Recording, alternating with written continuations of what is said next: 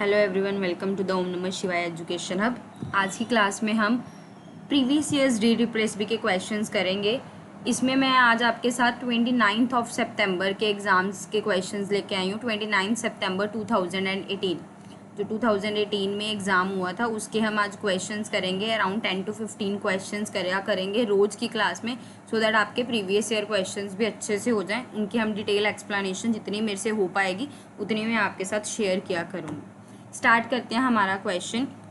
Which is the primary consumer in aquatic food chain. Primary consumer कौन होते हैं aquatic food chain में? हमने इक्वेटिक बायोलॉजी सारी की सारी कवर कर ली हुई है, जिसमें हमने ये पहले टॉपिक वाइज डिस्कशन की थी, उसके बाद एक एमसीक्यू सेशन भी हो चुका है। हमने वहाँ सारा डिटेल में पढ़ा था कंज्यूमर्स, प्राइमरी कंज्यूमर्स में कौन होते हैं। तो हमारे प्राइमरी कंज्यूमर्स में कौन आते हैं? जू प्लैंक्टॉन्स। कौन आते हैं? जू प्लैंक्टॉन्स। एक बार मैं आपके साथ डिटेल एक्सप्लेन कर देती हूँ एक्वेटिक फूड चेन में है क्या। सबसे पहले आपके पास कौन होते हैं? प्रोड्यूसर्स। प्रोड्यूसर्स में आपके पास कौन आते हैं? फाइटोप्लैंक्टन्स। कौन आते हैं? फाइटोप्लैंक्टन्स। ठीक है, उसके बाद आपके पास कौन आ जाते हैं? कंज्यूमर्स। कंज्यूमर्स में फर्दर डिवाइड होता है प्राइमरी, सेकेंडरी और टर्शरी। कंज्यूमर्स में प्राइमरी, सेकेंडरी और टर्शरी। प्राइमरी में आपके कौन आ जाते हैं? जू प्लैंक्टन्स। उसके बाद हमारे क्या आ जाते हैं? स्मॉल फिशेज आ जाती हैं, एंड देन हमारे लार्ज फिशेज आ जाती हैं। ठीक है, अगर हम बात करें कि अगर मैं थोड़ा सा और बताऊँ आपके, चार चीज़ें आपने याद रखनी है इसमें एक्वेटिक फूड चेन में। सबसे पहले कौन है? फाइटोप्लैंक्टन्स। उसके बाद कौन आएंगे? जू प्लैंक्टन्स। उसके बाद आपके पास कौन आएंगी? स्मॉल फिशेज आएंगी, एंड उसके बाद आपके पास क्या आएगी? Large fish. तो ये याद रखना है, ये प्रोड्यूसर्स। उसके बाद आपके कंज्यूमर्स आने शुरू हो जाते हैं, और उन्होंने क्वेश्चन में प्राइमरी पूछा था, तो प्राइमरी में कौन आते हैं? जू प्लैंक्टन्स। तो इसका आंसर क्या हो जाएगा? जू प्लैंक्टन्स, ऑप्शन ए। उसके अलावा आपने एक एक एग्जाम्पल याद रखनी है प्राइमरी की, सेकेंडरी की, सो दैट आपको पता हो कि इनमें एग्जाम्पल्स में क्या आएगा। ठीक है, सेकेंड क्वेश्चन की तरफ आ जाते हैं। हिंदी मीडियम वालों के लिए, जिन्होंने हिंदी में देखना उनके लिए क्वेश्चन है, जलीय खाद्य श्रृंखला में कौन निम्नलिखित में से कौन सा प्राथमिक उपभोक्ता है? पादप, शैवाल, प्राणीप्लवक और शाक। तो हमारा आंसर क्या आ जाएगा? ऑप्शन 3, प्राणीपलल मीन्स जू प्लैंक्टन्स आपके आ जाएंगे। ठीक है, उसके बाद नेक्स्ट क्वेश्चन आ जाते हैं। The chemical distinction between two adjacent ecosystems is. Question दोबारा रिपीट कर रही हूँ। The chemical distinction between two adjacent ecosystem is known as. उसको हम क्या बोलते हैं? इकोटोन बोलते हैं, इकोस्फेयर बोलते हैं, बायोम बोलते हैं, या इकोक्लाइन बोलते हैं। तो इसका आंसर क्या आएगा आपका? इकोक्लाइन। इकोक्लाइन क्या है? बेसिकली डिस्टिंक्शन है किसके बीच में? दो एडजेसेंट इकोसिस्टम के बीच के डिस्टिंक्शन को हम क्या बोलते हैं? इकोक्लाइन। ठीक है, थर्ड क्वेश्चन आ जाते हैं। Which is the exotic breed of cow. ये जो मैंने एनिमल हस्बेंड्री वाला लेक्चर कराया हुआ उसमें हमने डिस्कस किया हुआ है एग्जॉटिक ब्रीड काउ की। तो इसका हमारा आंसर क्या आएगा? Jersey cow. क्या आएगा? Jersey cow. हिंदी में है, निम्नलिखित में से कौन सी गाय का विदेशीय नस्ल है? साहिवाल, जर्सी, मुर्रा या फ्रिशवॉल। तो हमारा आंसर क्या आ जाएगा? जर्सी। तो ये याद रखना, it is important question. Exotic पूछ लेते हैं, एग्जॉटिक ब्रीड काउ का। ठीक है, नेक्स्ट क्वेश्चन है, where was the COP23 of UNFCCC held in 2017। तो इसमें आपका आंसर क्या था? जर्मनी। तो ये आपने सिंपल क्वेश्चन है, ये याद रखना है, जर्मनी। ठीक है, हिंदी वालों के लिए ये क्वेश्चन आप थोड़ा सा ये पोज करके आप क्वेश्चन पढ़ लिया करो। एक्सप्लेनेशन सेम है, चाहे इंग्लिश में हो एक्सप्लेनेशन, चाहे हिंदी में हो, बट आप दोनों क्वेश्चंस देख लो, जिसको जो कंफर्टेबल है वो चले जाए। नेक्स्ट क्वेश्चन बहुत इजी है, इसके लिए ऑप्शंस देख के हम इजीली क्वेश्चन को पिक कर सकते हैं। क्वेश्चन में क्या बोला है? मेंटेनेंस, इकोसिस्टम की मेंटेनेंस के लिए मेंटेनेंस करना, उसको हम क्या बोलेंगे? इकोलॉजिकल बैलेंस बोलेंगे, इकोटोन बोलेंगे, इकोलॉजिकल नीच बोलेंगे, या इकोस्फेयर बोलेंगे। तो हम क्या बोलेंगे? Ecological balance. मेंटेनेंस वाला लेक्चर भी हमने एक्वेटिक में किया था, काइंड ऑफ उससे आप रिलेट कर सकते हो इस क्वेश्चन को। ठीक है, मतलब पारिस्थितिकी प्रणाली में संतुलन बनाए रखना किस रूप में माना जाता है? तो पारिस्थितिकी संतुलन के रूप में माना जाता है। नेक्स्ट क्वेश्चन है आपका, Eichhornia can be classified under which of the following plant, कौन से टाइप ऑफ प्लांट में हमारे आइकॉर्निया आएंगे? तो ये हमारे किस में आते हैं? हाइड्रोफाइट्स में। किस में आते हैं? हाइड्रोफाइट्स में। थोड़ा सा मैं आपको इसमें डिटेल एक्सप्लेन कर देती हूँ हाइड्रोफाइट्स में क्या क्या होते हैं, इनको हम क्या बोलते हैं। जो आइकॉर्निया होते हैं, एक तो इनका दूसरा नाम आपको पता होना चाहिए, दैट इज़ वाटर हाइसिनिथ्स। वाटर हाइसिनिथ्स, क्योंकि ज़रूरी नहीं है नेक्स्ट बार आपको ये आए, आपको ये लिख के भी आ सकता है, तब भी आपको पता होना चाहिए, ठीक है। ये हमारे किसके अंदर आते हैं? एक्वेटिक फ्लावरिंग प्लांट के अंदर आते हैं, ठीक है। और ये वो प्लांट्स होते हैं जो आइदर पार्शली या फुली मर्ज होते हैं वाटर में। तो इनको हम किस कैटेगरी में डालते हैं? हाइड्रोफाइट्स की कैटेगरी में डालते हैं। तो हिंदी में भी ये लिखा हुआ है, आइकॉर्निया निम्नलिखित में से कौन से पौधे के अंतर्गत वर्गीकृत किया जा सकता है? तो इसका आंसर क्या आएगा? Hydrophytes. Next question, which of the following ecological pyramid is always upright? कौन सा इकोलॉजिकल पिरामिड अपराइट होता है? हमारे पास 3 तरह के पिरामिड्स आते हैं। टाइप में आपको लिखवा देती हूँ एक बार। टाइप्स में हमारे पास 3 आते हैं। एक आता है पिरामिड ऑफ नंबर्स, एक आता है पिरामिड ऑफ बायोमास, और एक आता है पिरामिड ऑफ एनर्जी। एक आता है पिरामिड ऑफ एनर्जी। तभी मैंने आपके साथ जो PDF खोली हुई है, प्रीवियस ईयर की खोली हुई है, कि मैं अपनी तरफ से कोई क्वेश्चन नहीं लेके आई हूँ, सारे प्रीवियस ईयर क्वेश्चंस ही हैं। जो आपके नंबर है, नंबर में आपके पास 2 तरह की टाइप्स आती हैं। एक आपकी अपराइट आती है और एक आपकी इन्वर्टेड आती है। क्या आती है? अपराइट और इन्वर्टेड। सिमिलरली बायोमास में भी आपके 2 टाइप्स आती हैं, एक अपराइट आती है और एक क्या आती है? इन्वर्टेड। एक आपकी इन्वर्टेड आती है और एक क्या आती है? अपराइट। और एनर्जी एक ऐसे पिरामिड है जिसमें ओनली और ओनली क्या आती है? अपराइट। क्या आती है? सिर्फ और सिर्फ अपराइट, कोई इन्वर्टेड टाइप नहीं आती।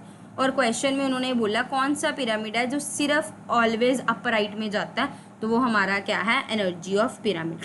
बाकी अगर आप कहोगे इसके ऊपर डिटेल वीडियो मैं बना दूंगी पिरामिड के ऊपर। बाकी अभी के लिए इस क्वेश्चन के साथ जितनी आपको नॉलेज देनी चाहिए थी वो इतनी ही इनफ है। इतना आपको पता होना चाहिए कि कौन कौन सी होती हैं पिरामिड की टाइप्स, और इसमें किस में हमारे ऑलवेज अपराइट वाला ऑप्शन है, तो वो हमारा एनर्जी वाला है। हिंदी में अगर क्वेश्चन देखें तो कौन सा पारिस्थितिकता पिरामिड हमेशा ऊर्ध्वाधर होता है? तो ये कौन सा है? ऊर्जा का पिरामिड, मतलब एनर्जी का पिरामिड, ठीक है। Which is the conventional source of energy? Conventional source energy का क्या है? LPG। वैसे सिंपल ही है, अगर फिर भी चलो सोर्सेज को थोड़ा सा एक्सप्लेन कर देती हूँ मैं आपके साथ। सोर्सेज हमारे 2 तरह से होते हैं, एक कन्वेंशनल और एक हमारे क्या आ जाते हैं? Non conventional. उसके बाद हमारे जो नॉन कन्वेंशनल है, एक कन्वेंशनल है और एक क्या आ जाते हैं? Non conventional. जो नॉन कन्वेंशनल है, नॉन कन्वेंशनल में हमारे पास क्या आती है? सोलर, मतलब जो आपकी सनलाइट होगी, ये नॉन कन्वेंशनल में है, मतलब ये ऑप्शन कट हो गया। उसके बाद विंड, विंड भी आपकी किस में आ जाती है? नॉन कन्वेंशनल में। उसके बाद आपके पास टाइड्स, टाइडल, वो भी आपकी इसमें आ जाती है। उसके बाद हाइड्रो, वो भी आपकी नॉन कन्वेंशनल में आ जाती है। बायोमास, ये आपकी किस में आ जाती है? नॉन कन्वेंशनल में। मतलब टाइड भी खत्म हो गया, मतलब हमारा ऑप्शन LPG ही रह गया। बाकी कन्वेंशनल में और कौन कौन सी आती हैं आपको और भी पता होनी चाहिए। एक कोल, आपका कोल हो गया, नेचुरल गैस होगी, फायरवुड होगी, स्ट्रॉ डंग होगी, ड्राई डंग होगी, इलेक्ट्रिसिटी होगी, ये सारी की सारी आपकी किस में आती है? कन्वेंशनल सोर्स ऑफ एनर्जी में आती है। सो इस क्वेश्चन का करेक्ट आंसर क्या हो गया? Option A, that is LPG, ठीक है।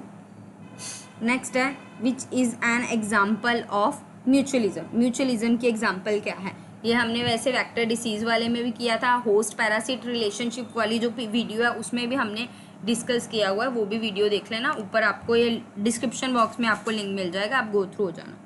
म्यूचुअलिज्म होता क्या है? बेसिकली ये एसोसिएशन है बिटवीन ऑर्गेनिज्म, जिसमें 2 अलग अलग तरह की डिफरेंट स्पीशीज़ होती हैं, और म्यूचुअलिज्म में दोनों को ही बेनिफिट होता है। बेनिफिट टू ईच स्पीशीज़, मतलब दोनों स्पीशीज़ को बेनिफिट मिलता है। तो ऐसे में को जो एग्जांपल है इस क्वेश्चन की म्यूचुअलिज्म की, वो क्या है? Algae and fungi, that is हमारा ऑप्शन बी। ये क्वेश्चन पोज कर लो हिंदी मीडियम वाले, मतलब जिन्होंने हिंदी में चाहिए जिनको, वो ये देख सकते हैं क्वेश्चन और अपना सॉल्व कर सकता है। शैवाल और फंगल, ठीक है। नेक्स्ट क्वेश्चन आ जाते हैं, type fluid type of tissue. Fluid type of tissue हमारा ये तो कॉमन सा क्वेश्चन है, ब्लड। बाकी आपको पता है एक और होता है ब्लड एंड लिम्फ। यहाँ पे तो चलो ब्लड आ गया, ब्लड के साथ लिम्फ, ये दोनों, ये क्या है? ये जो है ये दोनों कनेक्टिव टिश्यू है, और ये दोनों ही क्या है? फ्लूइड वाले हैं, फ्लूइड टाइप है। ये दोनों ही क्या है? फ्लूइड टाइप है, इसमें हमारे पास ब्लड ऑप्शन में था, तो हम किसके साथ मूव करेंगे, ब्लड। निम्नलिखित में से कौन सा तरल पदार्थ उत्तक है, वो हमारा क्या है, रक्त, ब्लड। नेक्स्ट क्वेश्चन केमिस्ट्री का आ गया, सिंपल सा क्वेश्चन है, आपने पोल्यूटेंट बताना है, एसिड रेन का, ये हमें पता है, नाइट्रिक एसिड HNO3 सबसे, ये क्या है, पोल्यूटेंट है, इज अ कंपोनेंट ऑफ किसका, एसिड रेन का। ठीक है, देख लो हिंदी में भी सिंपल ही क्वेश्चन है कि प्रदूषक एसिड वर्षा का एक घटक है, इनमें से कौन सा एक कंपोनेंट है, तो वो हमारा क्या है, nitric acid HNO3। Next is itai is caused due to which pollutant, कौन से पोल्यूटेंट से इटाई कोज होती है, डिसीज कोज होती है, तो वो हमारा क्या है, कैडमियम। अब है क्या, कैडमियम के एक्सपोजर से, मतलब जैसे ये क्या होते हैं, ह्यूमन एक्टिविटीज़ है, जैसे इंडस्ट्रियलाइजेशन में मतलब ज़्यादा से ज़्यादा जो पोल्यूटेंट होता है वो कैडमियम जाता है, जिसकी वजह से कौन सी डिसीज़ हो जाती है, एटाई डिसीज़ हो जाती है। तो आपने आंसर याद रखना, दैट इज़ कैडमियम। ठीक है, एटाई रोग से कौन सा प्रदूषक के कारण है, वो क्या है, कैडमियम। नेक्स्ट आ जाओ, which disease is caused due to the contamination of drinking water, ये भी इजी सा ही क्वेश्चन है, दैट इज टाइफाइड। ठीक है, आंत्र ज्वर, बस आज चलो अगला भी कर ही लेते हैं। Tonoplast is a membrane that surround which organelle, tonoplast membrane किस ऑर्गेनली में है, वो हमारा किस में होता है, वैक्यूल्स, किस में होता है, वैक्यूल्स, मतलब रिकिकता। नेक्स्ट क्वेश्चन है, which of the following global convention was formed to regulate the import and export of chemicals, import और एक्सपोर्ट ऑफ केमिकल्स के लिए कौन सा ग्लोबल कन्वेंशन फॉर्म किया गया था, तो ये क्या है, रोटरडम कन्वेंशन। कौन सा था, रोटरडम कन्वेंशन। नेक्स्ट क्वेश्चन, ये थोड़े जर्नल क्वेश्चंस आ चुके हैं, तो ये आपको एज सच पता होने चाहिए, इसलिए मैं गो थ्रू कर रही हूँ इन क्वेश्चंस के साथ। Where are the headquarters of IUCN located, headquarters कहाँ है IUCN के, स्विट्जरलैंड। IUCN के फुल फॉर्म क्या है, international union for conservation of nature and natural resources.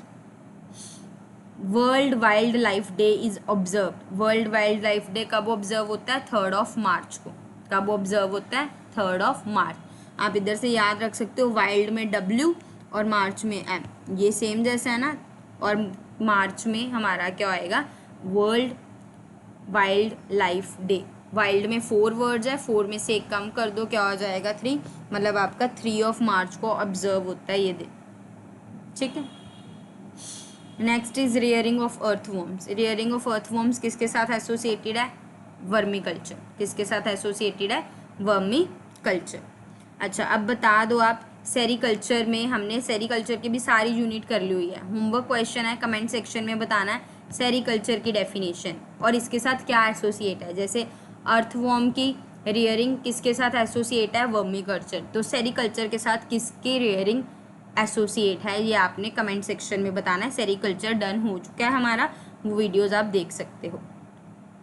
Next question है, babesia divergence in cattle is transmitted through, जो babesia अवर्सन है, diversion है, ये कैटल्स में किसके थ्रू ट्रांसमिट होता है, तो किसके थ्रू होता है, टिक्स, किसके थ्रू होता है, ticks. Blast is a disease of which crop, crops के ऊपर मैं लेक्चर ले आऊँगी, एक मेरे ध्यान में है कि क्रॉप्स के ऊपर एक लेक्चर लेके आना है। तो ब्लास्ट जो डिसीज़ है वो किस क्रॉप की वजह से होती है, पैडी क्रॉप, किसकी वजह से होती है, पैडी, पैडी मीन्स धान। ये आपके 20 क्वेश्चंस हो गए, आज की क्लास इतनी 20 क्वेश्चंस की थी। तो नेक्स्ट क्लास में हम नेक्स्ट 20 क्वेश्चंस के साथ मिलते हैं, नेक्स्ट पार्ट के साथ मिलते हैं। तब तक के लिए चैनल को सब्सक्राइब कर लो, अगर अभी तक नहीं किया बेल आइकन को हिट कर लो, सो दैट जैसे मैं नेक्स्ट वीडियो पोस्ट करूँ आपको साथ के साथ नोटिफिकेशन आ जाए। ये बेसिकली 29 सितंबर 2018 शिफ्ट 2 का क्वेश्चन पेपर डिस्कस कर रहे हैं। पहले ये पूरा क्वेश्चन पेपर डिस्कस कर लेंगे, फिर नेक्स्ट क्वेश्चन पेपर की तरफ मूव करेंगे। मैंने सारे जितने भी question paper 5 to 6 question papers हैं 18, 19, 20, 21 में, वो सारे मैंने आपके साथ डिस्कस कर लेने हैं, 1 by 1 डिटेल में कर लूँगी, सो दैट आपके जो भी पिछले क्वेरीज है वो भी खत्म हो जाएंगे। पार्ट ए भी साइड बाय साइड डिस्कस करते रहेंगे, सो दैट पार्ट ए भी साथ के साथ प्रिपेयर कर लो, बिकॉज पार्ट बी तो आप चलो स्ट्रॉन्ग कर ही लोगे, बट पार्ट ए में भी वेटेज ज़्यादा है, 100 मार्क्स की पार्ट ए की भी वेटेज है, तो आपको अपना पार्ट ए भी उतना ही स्ट्रॉन्ग करना है जितना पार्ट बी आपका स्ट्रॉन्ग है। ऐसे नहीं होना चाहिए कि आपका सिर्फ पार्ट बी स्ट्रॉन्ग हो जाए और ए की वजह से आप सिलेक्शन ना ले पाओ। ठीक है, तो दोनों की तरफ प्रॉपर ध्यान दो अपना, बाकी इस चैनल को सब्सक्राइब कर लो। Thank you.